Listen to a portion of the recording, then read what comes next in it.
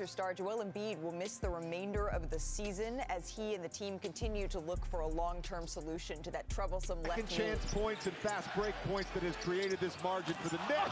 Oh! Joel Embiid off the backboard, but he's holding on to that left knee. Since he's returned, that's the first dunk that he's had.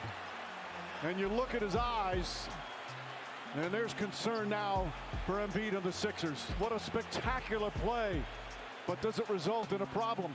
What I would do is I'd have sat down for the rest of the year because the Sixers are trash. They're horrible. They're awful, primarily because of the health of Joel Embiid. Without him, you're not going anywhere anyway. You know, for people to be saying that, so I do think it's bullshit. Like that dude, he's not here. Marcus, whatever his name is. I've done way too much for this fucking city to be treated like this. So, we've done way too fucking much. But like I said, I wish I was as lucky as other ones, but that doesn't mean that I'm not trying and, you know, I'm not, you know, doing whatever it takes to be out there, which I'm gonna be here pretty soon. Hey man, I know I'm late with the whole Joel Embiid and Sixers situation, but hey, we gotta talk about it. I've watched Joel Embiid's whole entire career because Philly, it's about an hour away from him. And I've seen the Sixers. They will do good in the regular season and then lose in the playoffs because of things just don't go their way. Injuries, they happen every single year. The Sixers are just a cursed franchise, bro. And Joel Embiid is a dominant center when healthy. We've seen it. We've seen him win MVP. We've seen him drop freaking 70. It's crazy, bro. Honestly, the whole situation sucks for Philly fans, but you guys won a Super Bowl. Y'all be alright. Anyway, Joel Embiid has roughly played in 50% out of all the potential games he could have played throughout his whole career, and that's kind of wild to say out loud.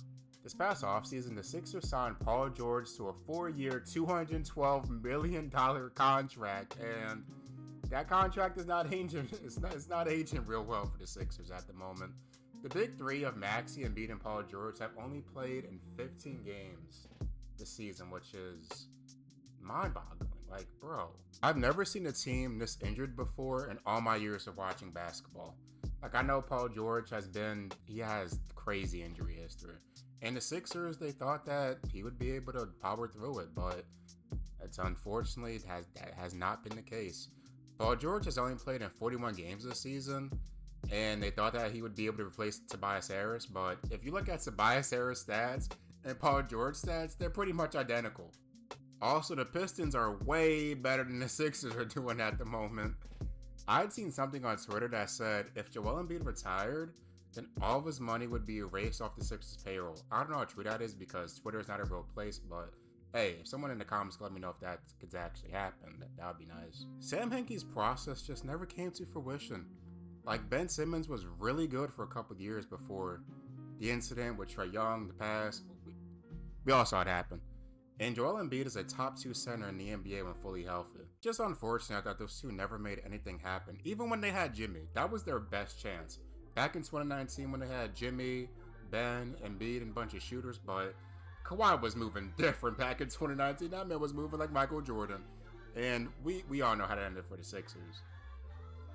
Also, I forgot to mention that they had James Harden on the team for a little bit, but James Harden, he is a known playoff choker. I will say this. The PNR that Embiid and Harden had was nasty. But the only bright spots for the Sixers now are Tyrese Maxey and Jared McCain. I'm not saying that to be negative. I'm a big fan of Tyrese Maxey and Jared McCain. Love those two. I hope they have successful NBA careers. But what makes things really interesting for the Sixers is that they do have a top 10 pick. And we've seen crazy things happen in the NBA in the past. So they could maybe move up and get Cooper Flagg. I'm not saying Cooper would fix everything for the Sixers, but it would definitely be a good start than where they're at now. We literally saw a 25-year-old Luka Doncic get traded for Anthony Davis last month. So just about anything could happen in the NBA. Realistically, the Sixers have two options. Either force Embiid to retire and get his money off the books. I need someone to fact check that. Or trade him. I honestly cannot think of a team that would trade for Embiid because his injury history is insane. I think I did see something that said Toronto might be interested in Embiid, but that's nasty, man.